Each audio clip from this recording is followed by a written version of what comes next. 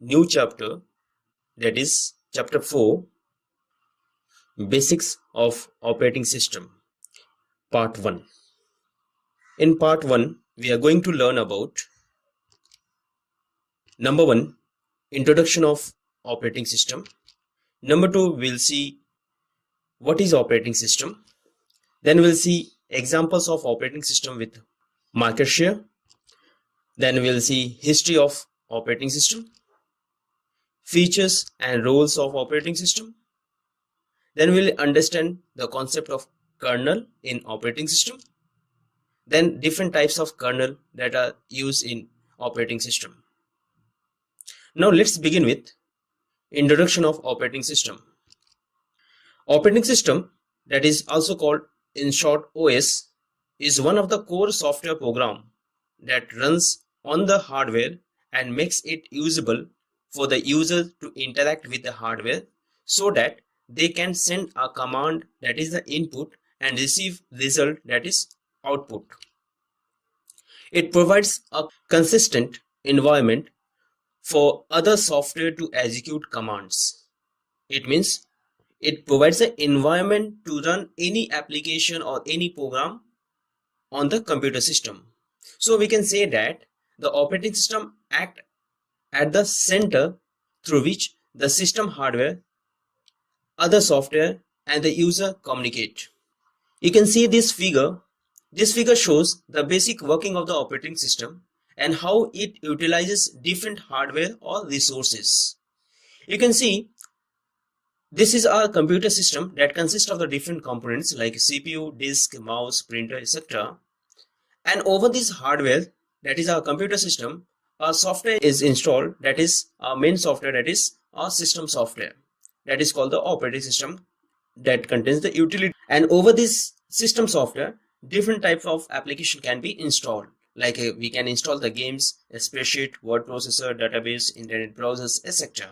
Let's see what is operating system and how we can define an operating system. An operating system or OS is a software which acts as an interface between user and a computer hardware. You can see this picture. Here is a hardware containing different components, and this is an end user, that is we the users. And between the hardware and end user there is a mediator, and that mediator is called operating system. That is, it is an interface or it is a mediator between a hardware and the user. Now every computer must have at least one operating system to run other programs.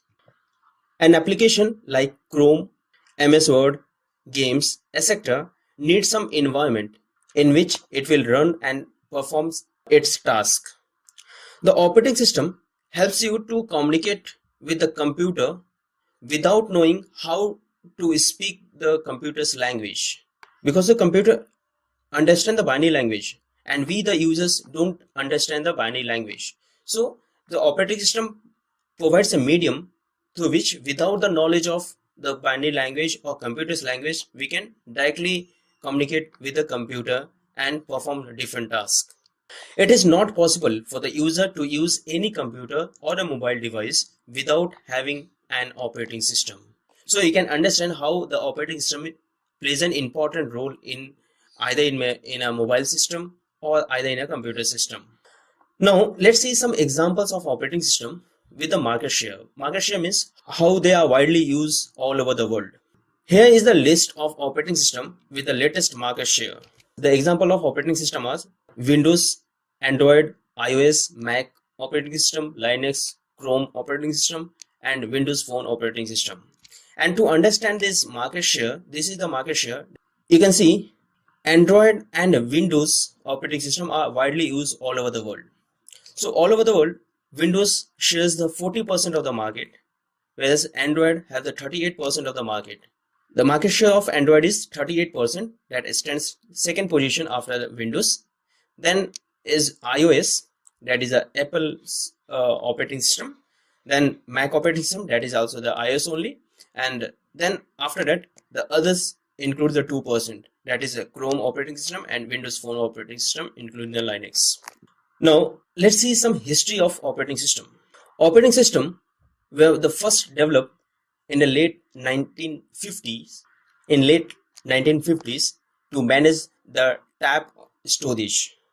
The General Motors Research Lab implemented the first operating system in the early 1950s for their IBM 701. This IBM 701 is a model of the computer. For this computer, the first operating system was implemented.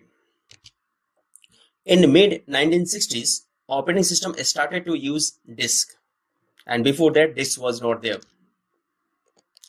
Then in the late 1960s, the first version of the Unix operating system was developed.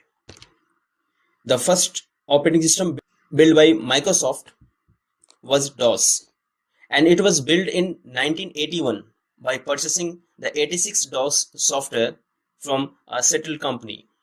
The present day popular operating system, that is the Windows, first came in existence in 1985 when a GUI was created and paired with MS-DOS, that is Microsoft DOS. You can see the timeline here. In 1985, Windows first version was introduced. Then after that, in 1992, Windows 3.1 was launched.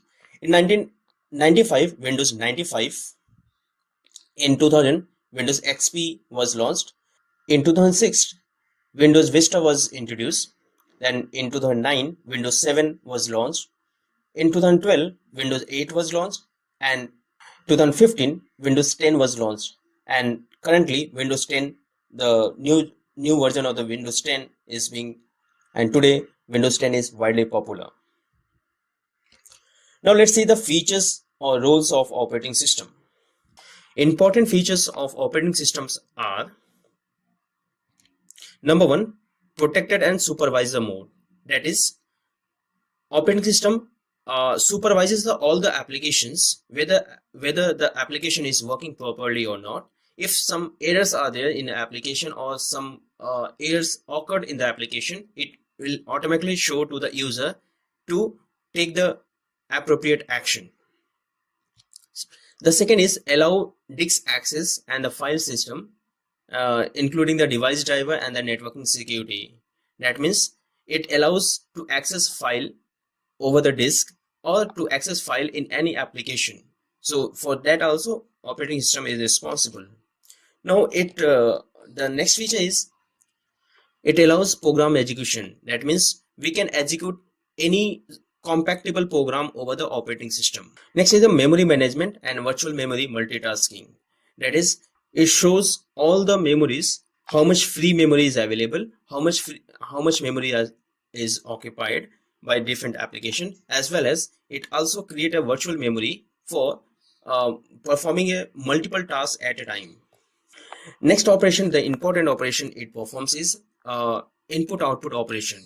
That means it handles all the input devices as well as the output devices, and it helps in taking the appropriate input from the input device connected to the computer, as well as providing the output through the output devices. Next is manipulation of file system. That means if any file I have already created and I want to change anything in that file, it allows me to open that file and make the changes, and it allows me to save that file to the proper place. Now next is the error detection. Error detection means error can be of any types. It may be a syntax error, it may be a technical error, or any types of error that occurred in a computer. It allows to detect that error and also suggest the proper action to be taken so that that error can be removed. Now next is resource allocation. Resource allocation means resource includes all the hardware, software, and as well as the memory. So resource allocation means it allocates the required amount of memory to the different application, because the different application requires the different amount of memory to store the data. So according to the requirement of the application and the hardware, operating system allocates the memory for proper functioning. And next is information and resource protection. That is the important role of the operating system. Operating system provides security features like authorization and authentication.